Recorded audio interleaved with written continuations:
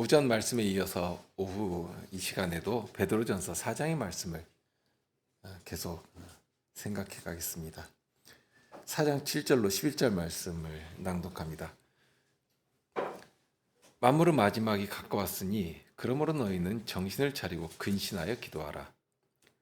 무엇보다도 열심으로 서로 사랑할지니 사랑은 허다한 죄를 덮느니라. 서로 대접하기를 원망 없이 하고 각각 은사를 받은 대로 하나님의 각양 은혜를 맡은 선한 청지기 같이 서로 봉사하라. 만일 누가 말하려면 하나님의 말씀을 하는 것 같이 하고 누가 봉사하려면 하나님의 공급하시는 힘으로 하는 것 같이 하라. 이는 범사에 예수 그리스도로 말미암아 하나님이 영광을 받으시게 하려 함이니 그에게 영광과 권능이 세세에 무궁토록 있느니라. 아멘. 이 베드로전서를 쭉 말씀을 서신서를 이렇게 편지 보내면서 거기서 두드러지게 드러나는 사도가 바라는 것이 하나가 나오는데요. 그것은 우리 성도들의 모든 행실을 통해서 하나님을 선전하고 하나님을 자랑하는 것입니다. 그러니까 누가 보더라도 저는 하나님의 자녀다. 과연 하나님께서 함께 하시고 하나님께서 복을 주시니까 저런 아름다운 능력, 저런 아름다운 사회를 일구어내는구나 하고 알도록 그렇게 세상 앞에 자랑이 되기를 바라시는 것입니다. 비록 세상은 우리를 이상히 여기고 비방한다고 해도 그런 저들의 태도를 이상하게 여길 것은 없습니다. 오히려 세상의 칭찬과 인정을 받으려고 한다면 그것이 더 이상한 일이 됩니다. 다만 그렇다고 할지라도 하나님께서는 우리를 통해서 하나님께서 우리를 사랑하시는 하나의 방법이기도 한데요. 그러니까 주님께서 구원하신 자들을 이렇게 사람들 앞에 세상 앞에 내놓으시고서 성도들의 삶을 통해서 하나님의 이름이 높이되도록 하시는 그렇게 우리 성도들이 하나님의 자랑거리가 되기를 그러니까 하나님의 이름을 선전한 자들이 되기를 바라시는 것입니다. 다만 중요하게 생각할 부분이 있는데요. 그러면 어떻게 해야 되겠는가 하는 것입니다. 앞에서 사람의 정욕을 따라 행하지 말라고 하셨으니까 그러면 마치 로마 교회에서 하는 식으로 몸을 치면서 고행도 하고 또는 금욕 생활을 하고 수도원 생활을 하고 하면 되는 것인가? 아니면 8절에 말씀하신 것처럼 서로 사랑하라고 하셨으니까 당장의 바울 사도의 말씀에도 나오는데 내게 있는 모든 것으로 구제하고 또 내 몸을 불사르게라도 이렇게 내어주면 되는 것인가 하는 것입니다. 베드로 사도는 우리가 얼마나 약하고 부족한 자들인지를 참 잘 아십니다. 사도가 그 일에 산 증인이기도 하지 않습니까? 직접 사람이 얼마나 약한 것인가를 그렇게 몸소 증명해낸 사람이기도 합니다. 이렇게 사도가 확신을 차서 말할 수 있는 이유가 있는데 이러한 능력과 이러한 자격이 나에게서 나오는 것이 아니라 사람에게서 나올 수가 없는 것이다 하는 것을 너무 잘 알고 있었습니다. 사도의 마음에 시리도록 남아있는 경험이 하나 있지 않습니까? 예수님께서 십자가에 달리시기 전날에 다른 사람들이 다 듣도록 호언장담을 한 말이 있습니다. 그것은 예수님께서 다 나를 버리고 떠날 것이라 하는 말씀을 하실 때에 다른 사람은 예수님을 다 버리고 떠난다고 할지라도 저는 결코 버리지 않습니다 하고 했던 그 호언이 정말 하루도 지나지 않아서 예수님을 저주하는 말로 바뀌지 않았습니까? 그러면 그것이 그렇게 말하는 것이 베드로 사도의 사랑이 부족해서인가? 또는 다른 사도들보다 예수님을 적어도 그렇게 미적지근하게 사랑하거나 열정적으로 쫓아서 그런 것인가? 전혀 그렇지 않거든요. 정말 베드로의 열심과 열정과 끓어온 사랑을 누구도 아니다 하고 말할 수 없습니다. 그럼에도 불구하고 베드로는 예수님을 모른다고 하지 않습니까? 3번이나 부인하고 마지막에는 정말 저주까지라도 하는 그러니까 기껏 사람의 열정이나 열심이라고 하는 것이 이 정도라 하는 것입니다. 주의할 것이 바로 그런 것인데요. 여기 사랑하라고 하셨습니다. 그러면 내가 사랑한다고 사랑에 열심을 내면 되겠는가? 그런데 우리는 아주 교만하고 교묘한 이기심이 가득한 자들이기 때문에 주님의 말씀에 순종한다고 하면서도, 그러니까 사랑한다고 하면서도 사랑의 이름으로 상대를 복되게 만들고 세우는 것이 아니라 오히려 강압하고 주장하고 지배하려고 하는 그런 악한 모습이 정말 수시로 나오는 자들입니다. 그러니까 하나님의 사랑을 들먹이면서 하나님의 영광을 거론하면서 오히려 하나님의 이름으로 형제를 무너뜨리고 주장하고 자기 뜻대로 하려고 하는 그런 일들을 하는 자들이라는 것입니다. 자, 7절부터 사도가 가르치는 말씀을 보면 어떻게 해야 하는가 하는 방법을 가르쳐 주시는 듯도 한데요. 그런데 주위에서 보면 방법이 아니라 어떤 원칙부터 분명하게 붙들도록 가르쳐 주십니다. 먼저 기도로 시작하도록 하십니다. 처음 명하시는 말씀이 기도하라고 하시지 않습니까? 정신을 차리고 근신하여 기도하라 하고 말씀하십니다. 그리고 이 기도라고 하는 것은 말 그대로 하나님께 나의 모든 것을 의탁하고 의뢰하는 것입니다. 그럴 때 기도할 수 있습니다. 이상한 못된 버릇이 우리에게 있는데요. 내가 무엇인가를 할 수 있다고 생각한다면 그것은 기도하지를 않습니다. 내가 할 수 있는 만큼 내 힘과 내 능력으로 그냥 넉넉히 하는 것이고요. 그럴 때는 기도할 생각을 하지 않는 것입니다. 그런데 기도할 때가 언제인가? 늘 아쉬움이 있을 때, 내가 하지 못할 때, 그런 때에서야 기도할 생각을 하는 것입니다. 그런데 처음 시작할 때 기도부터 하라고 하십니다. 그렇다면 적어도 이어지는 내용이 내 힘이나 내 지혜나 내 능력으로 이거 할 수 있는 일이겠는가? 그렇지 못하다는 것을 생각하도록 하시거든요. 그러니까 하나님께서 주시는 능력이 아니면, 하나님께서 공급해 주시는 은혜로가 아니면 정말 이것은 하나도, 그러니까 시작도 못하는 것이다 하는 전제가 깔려 있습니다. 이어지는 모든 말씀이 그렇습니다. 사랑하는 것이나 대접하는 것이나 은사로 봉사하는 것이나 내가 맘만 먹으면 할 수 있는 것인가? 하나도 없습니다. 못합니다. 그러면 어떻게 해야 하는가? 이 모든 것들을 움직이는 실질적인 능력이 있습니다. 사장을 시작하면서 처음부터 사도가 선언적으로 전해주신 말씀이 바로 그것인데요. 그리스도께서 이미 다 받으신 고난이라고 하는 그 그리스도께서 받으신 고난이 배경에 깔려 있습니다. 그러 보이신 하나님의 사랑이 있기 때문에 그 사랑의 충동하심 가운데, 그러니까 마치 기계의 전원 코드를 콘센트 단자에서 뽑아버리면 그냥 멈춰버리지 않습니까?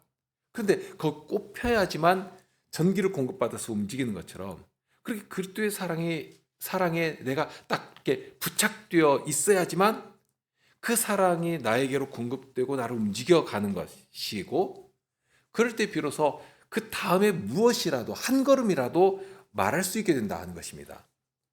그래서 요한 사도가 힘주어 그렇게 전하는 것입니다. 사랑은 여기 있으니 우리가 하나님을 사랑한 것이 아니요 오직 하나님이 우리를 사랑하사 우리 죄를 위하여 화목제로 그 아들을 보내셨음이니라. 그런 이 사랑을 알았다면, 이 사랑에 붙들린 자가 되었다면 이제 어떻게 하는 것인가? 그 다음 요한일서 4장 11절에 말씀을 이어가십니다. 사랑하는 자들아, 하나님이 이같이 우리를 사랑하셨은즉 우리도 서로 사랑하는 것이 마땅하도다. 서로 사랑하는 것이 마땅하다고 하시거든요. 너무 당연하다는 말씀 아니겠습니까? 하나님의 사랑이 이렇게 나타난 바 된 이 복음 앞에 이를 때, 이 복음이 나를 움직여 가실 때 비로소 하나님의 사랑을 알고 하나님의 사랑 앞에 반응하게 되는 것이고요. 그 사랑을 따라 움직이게 되는데, 그 사랑을 따라서 움직일 때에도 비로소 우리가 서로 사랑하는 그 사랑에 나를 조금이라도 드릴 수 있게 되는 것입니다. 그런 사랑이 정말 살아 움직이는 아름다운 사회, 그런 복된 사회가 이런 말씀 안에 자연스럽게 배태되어서 드러나고 있는데요. 그러니 그런 사회 안에 죄의 욕망이 꿈틀거릴 수 있겠는가?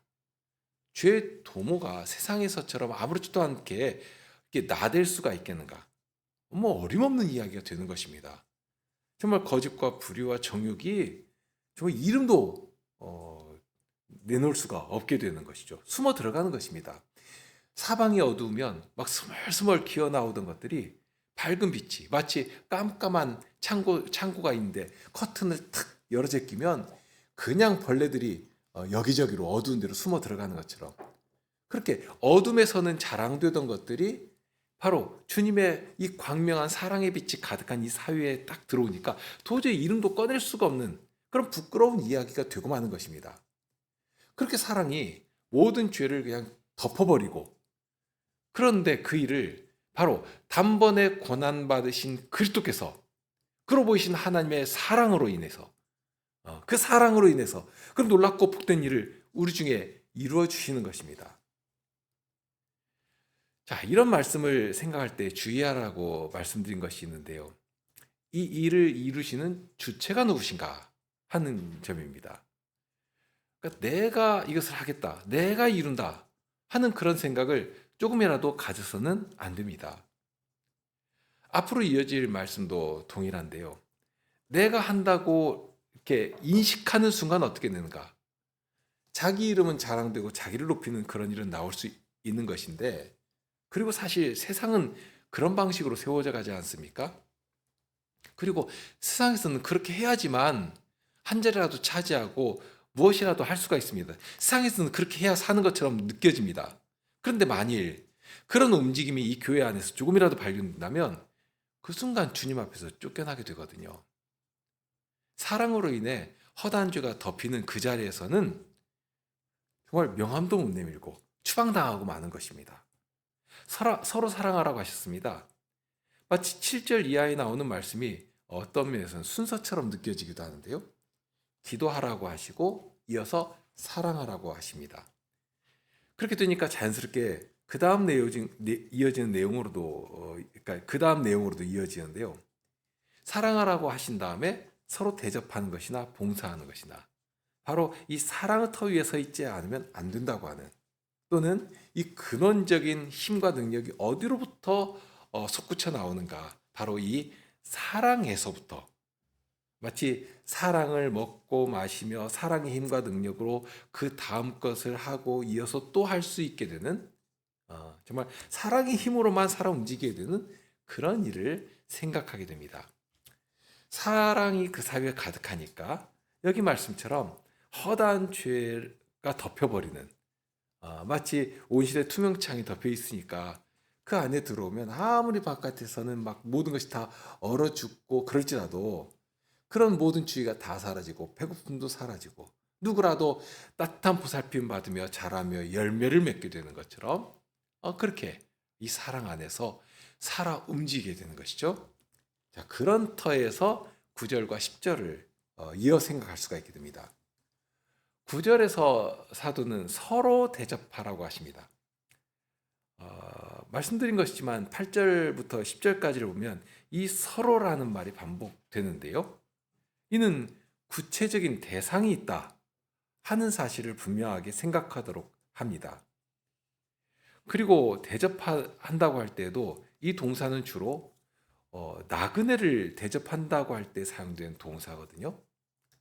그냥 공허하게 공중에 띄워놓고서 그렇게 누군가를 대접해야 된다, 이게 아니라 내가 물 한 컵이라도 줄 수 있는 그런 대상이 내 앞에 있고 그런 대상을 향해서 드러내야 하는 봉사를 말합니다. 예수님께서 말씀하신 것처럼 소자에게 물 한 컵, 냉수 한 컵이라도 주는 자는 결코 상을 잃지 않는다 하고 말씀하셨는데요. 바로 그런 것입니다. 하나님께서 복된 사회를 이루도록 곁에 두신 형제를 향해 내게 있는 냉수 한 그릇이라도 떠서 대접할 수 있는 그런 사람들이 함께하며 서로 대접하게 되는 것입니다. 그리고 이 대접한다는 것은 성경적 용어이기 때문에 표현이 유대인들에게는 아주 친근한 장면이기도 합니다. 광야에서 유목 생활을 하던 사람들이 야영을 하거나 또는 목초지가 형성된 곳에 가면 거기에 이제 그 텐트를 치고서 잠시 머물지 않습니까? 그럴 때에 누군가가 멀리서 힘겹게 오는 것을 보게 되면 모른 채 하지를 않습니다. 아주 반가이 맞아서 융숭하게 대접합니다. 광야에서 지나가는 과기기에 정말 그런 도움은 생명이 되거든요. 광야를 지날 때 얼마나 태양빛이 뜨겁습니까? 물 한 컵을 먹는 것은 정말 생명과도 같거든요. 이런 것도 대단히 힘들지만 사나운 짐승이나 무엇보다도 강도들이 많은 때에 이렇게 도움을 주는 사람을 만나게 된다면 얼마나 위로가 되겠습니까? 두려움도 사라지고 다시 힘을 얻어서 길을 걸어갈 수가 있게 되지 않겠습니까? 그런데 만일 그렇게 지나가는 과객을 만났을 때 그냥 무시하고서는 나에게는 내 생활이 있으니까 당신은 알아서 그냥 갈 길 가시라고 그렇게 모른 척 해버리면 그러면 어떻게 되겠습니까? 어떤 때는 그런 태도는 그 사람이 죽으라는 것과도 같습니다. 얼마나 두렵게 그리고 외롭게 광야를 정말 힘겹게 지나가고 있는 중인데 그런 중에 누구를 만나면 그 자체가 그렇게 반갑고 도움도 받고 그렇게 충전해서 다시 갈 수가 있게 되는 것인데요. 그런데 아브라함이 보면 그런 식으로 정말 이름 모를 그냥 지나가는 나그네를 대접하다가 부지중에 천사들을 대접한 일이 있었지 않습니까? 히브리서 13장 1절에 보면 형제 사랑하기를 계속하고 손님 대접하기를 잊지 말라. 이로써 부지중에 천사들을 대접한 이들이 있었느니라 하고 말씀합니다. 어, 창세기 18장에 보면 아브라함이 누군가 이렇게 지나가는 것을 보고서는 그냥 지나가지 못하도록 달려가서 그분들을 영접하고 대접한 일이 기록되어 있는데요. 그렇게 지나가는 사람을 그냥 보내질 않고 기꺼이 대접하기를 마다하지 않은 것입니다. 예수님께서 하신 말씀이 있는데 마태복음 25장 31절부터 보면 우리가 잘 아는 예화가 하나 나옵니다.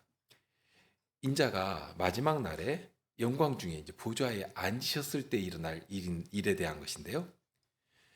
양의 무리와 염소의 무리를 딱 가르시고서는 저들이 한 일을 따라서 심판을 하십니다. 그때 하신 말씀인데 내가 줄일 때에 너희가 먹을 것을 주었고 목마를 때에 마시게 하였고 나그네 되었을 때 영접하였다고 했습니다. 그럴 때 이 양의 무리에 든 자들이 대답을 하죠.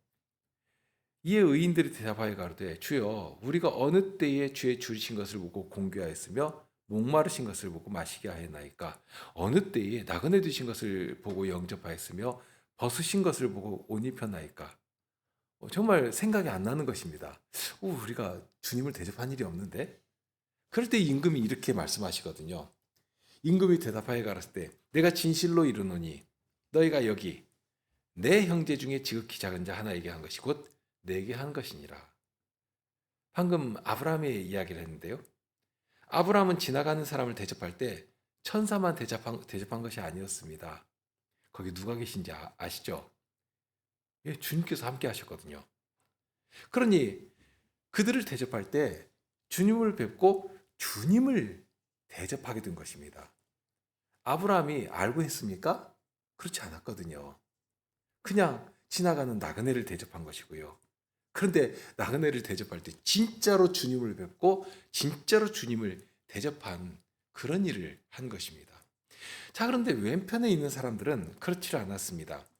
자신들은 무엇인가 선별해서 대접하고 공양한다고 했습니다.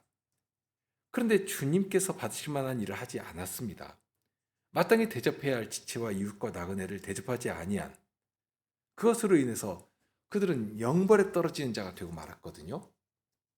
자, 사도가 이 서신서를 써보낼 당시만 해도 많은 성도들이 어려움 가운데 살아가고 있었습니다. 핍박받아 도망하기도 했고요.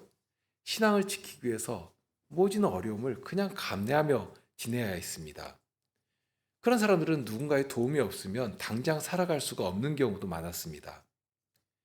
이런 일은 사도시대만 있었던 것은 아닙니다. 종교개혁 시대는 또 어떻습니까? 칼빈 같은 경우 특별히 프랑스에서 피난으로 온 많은 개신교인들이 이 칼빈을 찾아왔었는데요. 프랑스에서는 정말로 엄혹한 그런 핍박이 있었지 않습니까? 그러니 그런 핍박을 피해서 정말 목숨이라도 부지하기 위해서 자신의 모든 재산이나 삶의 터전이나 사회적인 지위나 이거 다 포기하고 오로지 신앙 하나를 지키기 위해서 프랑스를 떠나왔거든요. 이런 사람들이 갈 곳이 어디 있었겠습니까?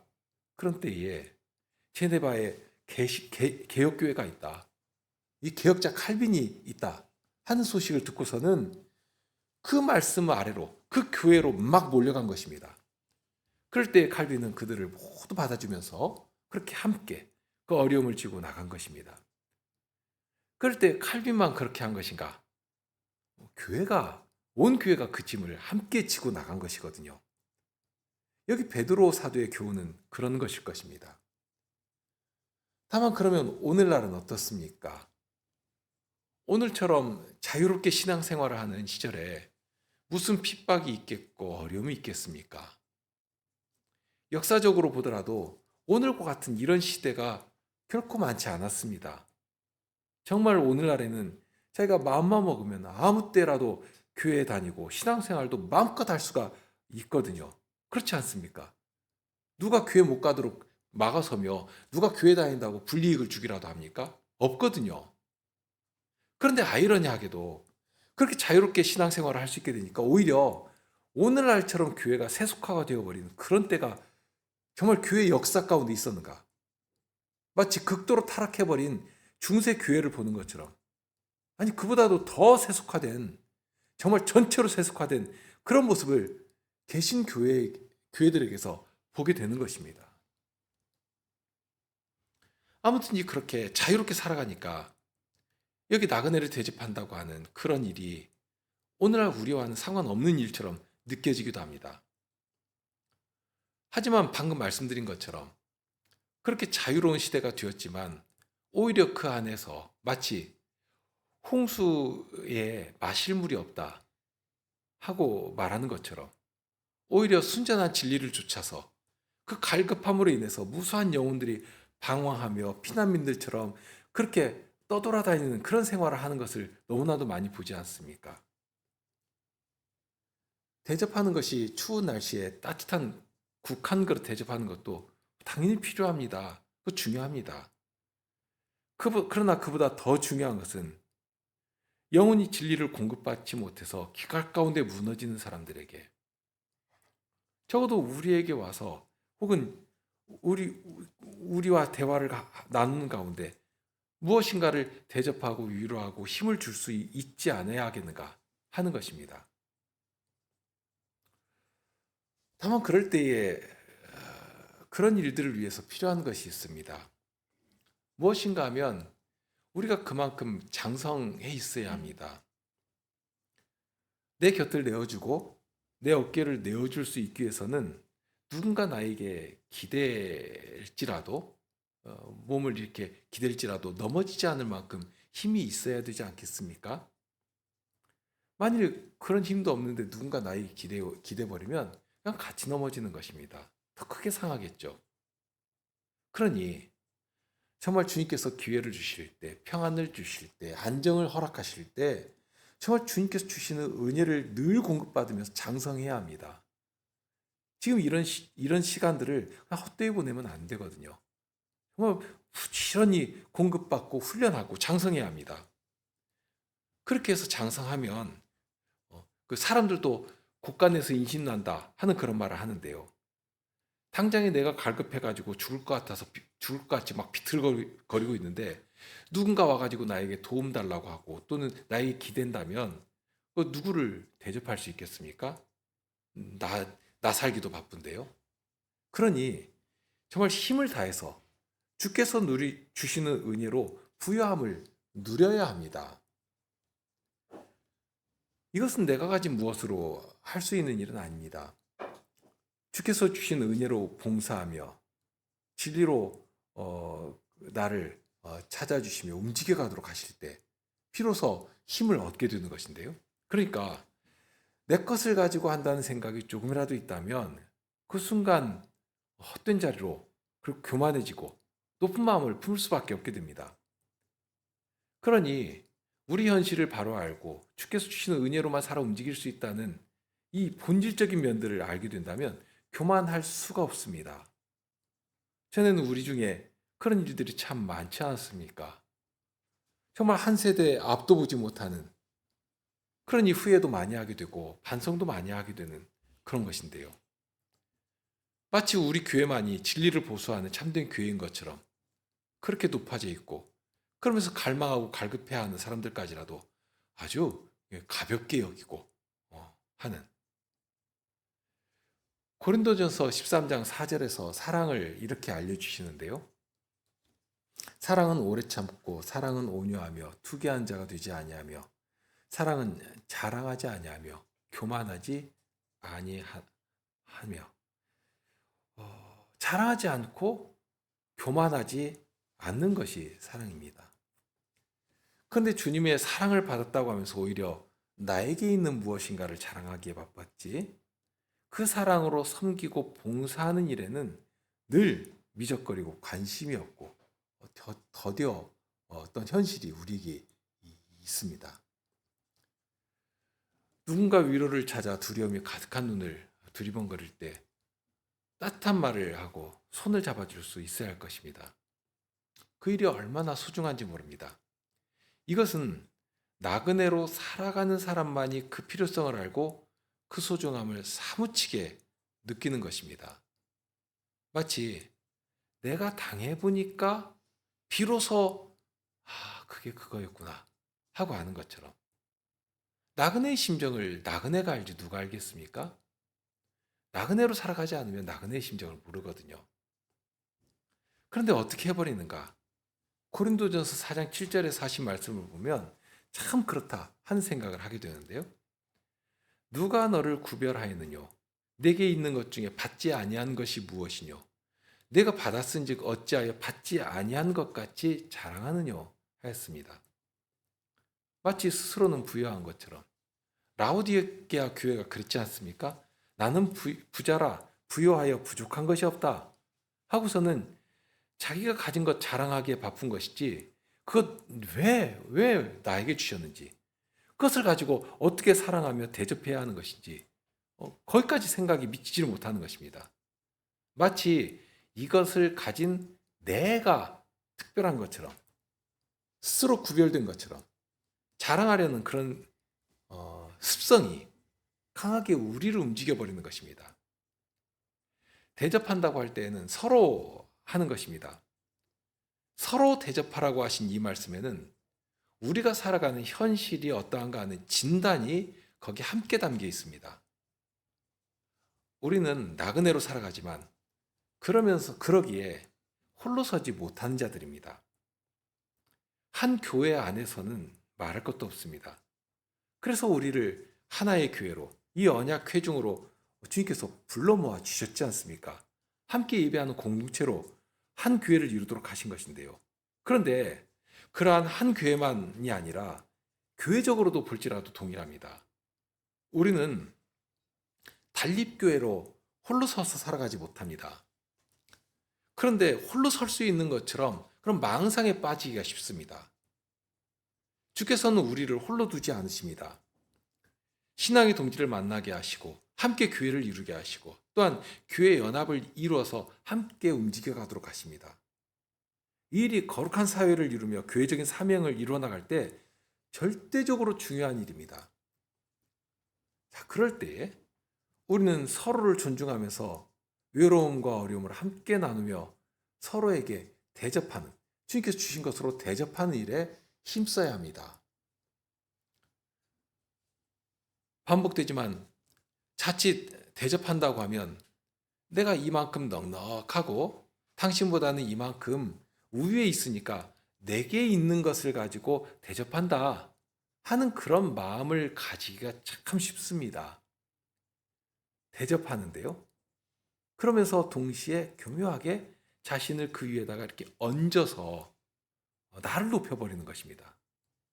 그런데 여기 보면 서로 대접하라고 하셨습니다. 그러니까 나만 일방적으로 대접한다면 혹시는 그런 높은 마음을 가질 수도 있겠습니다. 그렇죠? 내가 일방적으로 베푸는데 뭐 높은 마음을 가지든 말든 그게 뭔 상관이 있습니까? 그러나 이 말씀을 보니까 나도 동일하게 형제로부터 대접받지 못하면, 지금 대접받지 못하면 살아갈 수 없는 존재일 뿐이라 하는 것입니다. 자, 그런 때에 무엇으로 해야 하겠는가 하는 것입니다. 여기 원망 없이 하라고 하셨으니까요. 이것은 내 중심적인 태도로 한다는 의미는 아닙니다. 사랑을 한다고 할 때에도 처음에 오는 것이 오래 참는 것이라고 했지 않습니까?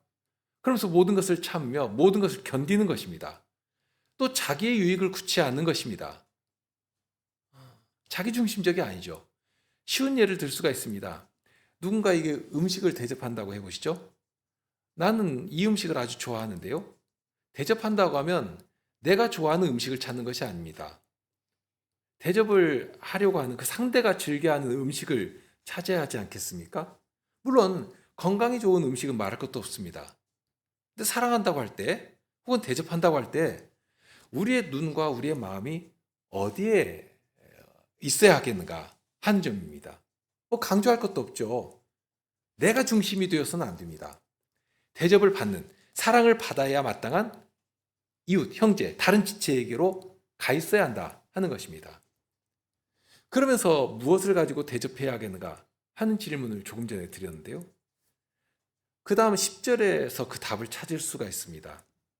거기 보면 각각 은사를 받은 대로 하나님의 여러 가지 은혜를 맡은 선한 청지기 같이 서로 봉사하라고 하십니다. 굉장히 강조되어 있죠? 자, 무엇을 가지고 해야 하는가? 주께서 주신 것 가지고 해야 합니다. 그런데 보면 내가 가진 것이 없습니다. 은혜로 받은 것도 없고요. 또 보니까 각각 받은 은사도 나에게는 도무지 없습니다. 찾을 수가 없습니다. 나에게 주신 것이 뭐지? 내가 뭐 가지고 해야 되지? 그러니 봉사를 하고 싶어도 할 수가 없습니다. 만일 정말 그래서 봉사를 할 수 없다면, 대접할 수 없다면 그럼 할 말이 없습니다. 안 주셨는데 어떻게 합니까? 그러나 우리를 구원하신 우리 아버지는 어떤 분이신가 말입니다. 앞에서 기도하라고 하신 것도 그렇습니다. 너희가 얻지 못하면 무엇 때문이라고 하셨습니까?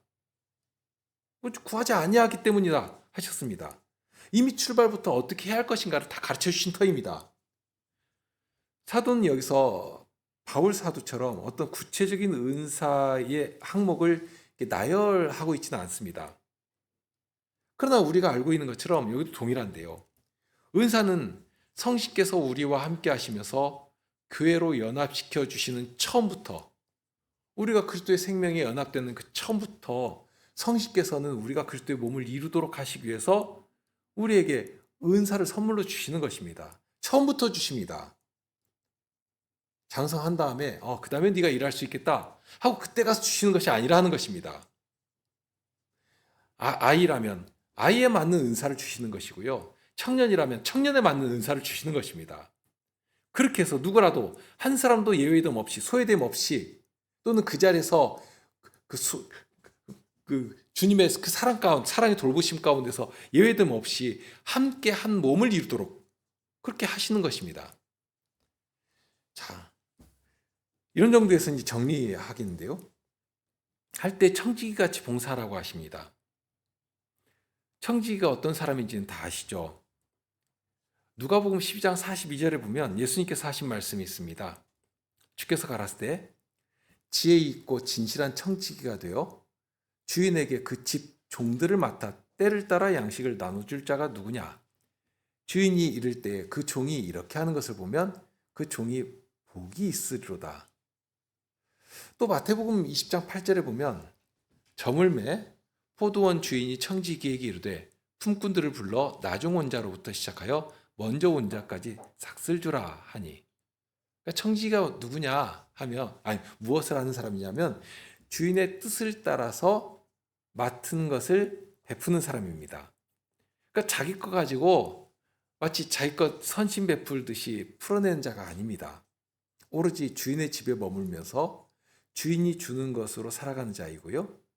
그리고 무엇보다도 주인의 뜻을 따라서 때를 따라 그 집의 종들에게 양식을 나눠주는 자가 청지기입니다. 그리고 그 일을 스스로 만들어서 하는 것이 아닙니다. 사도는 여기에서 어떤 특별한 사람에게만 청지기라고 하지 않거든요. 모든 성도를 향해서, 지금 이 서신서를 들고 있는 모든 교인들을 향해서 청지기라 하고 말씀합니다. 그러면서 각각 받은 대로 하라고 하시지 않습니까? 받은 대로 하는 것입니다. 청지기는 자기 힘을 가지고 일을 하는 자가 아닙니다. 청지기가 자기 먹을 것, 입을 것 다 알아서 하고 여분의 능력이 있으니까 그 능력 가지고 주인의 종을 돌보는 그런 사람이 아닙니다. 그런 사람은 청지기가 아니라 자선사업가라 해야 할 것입니다. 그런데 청지기는 그가 먹고 입고 쓰고 살아가는 모든 필요는 물론이거니와 그가 맡은 일을 위해서 필요한 것까지라도 주인으로부터 다 공급받아서 일을 하는 사람입니다. 여기 처음 말씀한 각각 받은 은사가 그런 것입니다. 성신께서 우리를 교회로 연합시켜 주실 때에는 은혜로 봉사하도록 모든 성도들에게 은사를 공급해 주십니다. 그러면서도 이 은사는 동일하지가 않습니다. 각각 은사라고 했지 않습니까? 그러니까 사람마다라는 뜻입니다. 사람마다 각각 은사를 받는 것이고요. 자기에게 주신 은사를 사용해서 은혜를 맡은 청지기와 같이 필요한 자리에 사용하도록 하십니다. 그러니 자칫 누가 저런 은사로 봉사하는 것을 부러워하면서 나도 저거 가지면 이런 훌륭한 봉사를 할 수 있을 것인데 하는 생각을 하는 것이 아닙니다. 혹시라도 그런 마음이 있다면 그것이 정말 필요한가를 살피고 정말 저 은사 저에게 필요합니다. 저거 주십시오 하고 구하면 될 것이지만 그보다 더 중요한 것은 이미 모든 성도들에게는 각각 필요에 따라 성신께서 각각의 은사를 주셨다 하는 사실입니다. 그러면 여기 청지기에게 주신 은사는 무엇을 하는 것인가? 예수님의 비유에 따르면 집 종들을 맡아 때를 따라 양식을 나눠주는 것입니다. 달리 말하면 지체가 필요한 것들을 살피고 나에게 맡기신 것을 가지고 도우며 공급해 주는 것이 나에게 주신 은사의 쓸모입니다. 말 그대로 은사는 나를 향해 있지 않습니다. 지체를 향해 있고 교회와 함께 교회를 건설해가는 성도를 향해 있습니다. 그 일을 위해서 은혜를 주시며 은사를 사용해서 은혜의 가치를 발휘하도록 하셨습니다. 어떤 분은 이 말씀을 해석하면서 이런 설명을 하는데요. 그분의 이름으로 하는 사역을 통해 영광을 받으시려면 그분의 힘으로 수행해야 한다.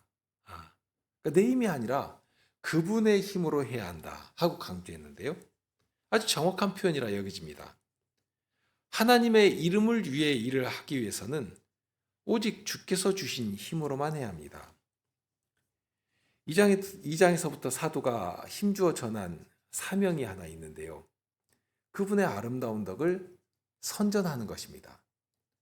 우리의 선한 일을 보고 하나님께 영광을 돌리도록 하는 것입니다. 그 일을 어떻게 하는 것인가?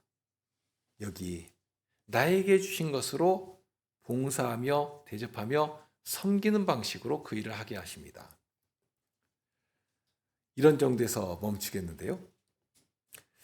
그러면 나에게 주신 은사가 무엇인지를 도대체 알지를 못하겠다 한다면 거기에는 크게 두 가지 이유가 있을 것입니다. 첫째는 은사는 절로 나타나고 저절로 그 기능을 하지 않습니다. 은사는 여기 교훈처럼 봉사하는 가운데 발견되고 더욱 구체화됩니다. 그러니 나에게 주신 은사가 무엇인지 모르겠다면 첫째로 점검해야 할 부분이 바로 그 지점인데요. 나에게 주신 무엇이라도 그것을 가지고 교회를 섬기며 성도를 섬기며 봉사하고 있는가, 하려고 하는가 하는 것을 살펴야 할 것입니다. 그리고 둘째 이유는 주님께 구하지 않는 자는 은사를 발견하지 못합니다. 바울 사도도 더욱 큰 은사를 사모하라, 구하라 하고 하셨지 않습니까? 나에게 주시는 은혜의 쓸모를 위해서 주님께 기도하며 어떻게 사용해야 할 것인지 또 무엇을 가지고 봉사해야 할 것인지를 찾고 구하고 그렇게 기도할 때 주께서는 나에게 주신 은사를 분명히 알게도 하시는 것이고 더 나아가서 더 큰 은사로 함께 하시면서 더욱 힘써 봉사하며 교회를 세워나가도록, 그렇게 그리스도의 장성한 분량이 충만한 자리까지 이르도록 우리를 주님의 은혜로 이끌어 주실 것입니다. 우리 함께 기도하시죠.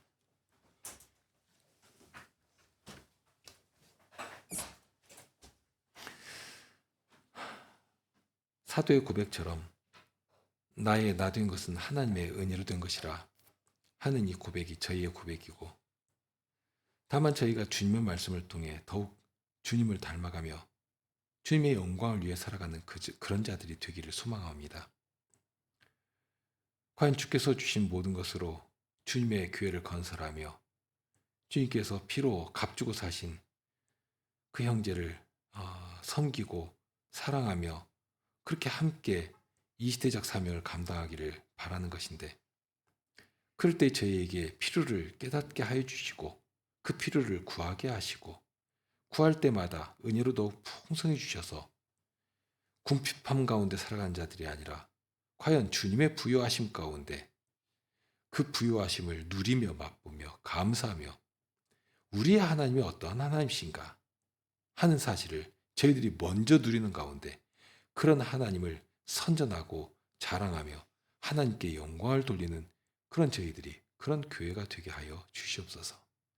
우리 주님 예수 그리스도 이름으로 기도합나이다. 아멘.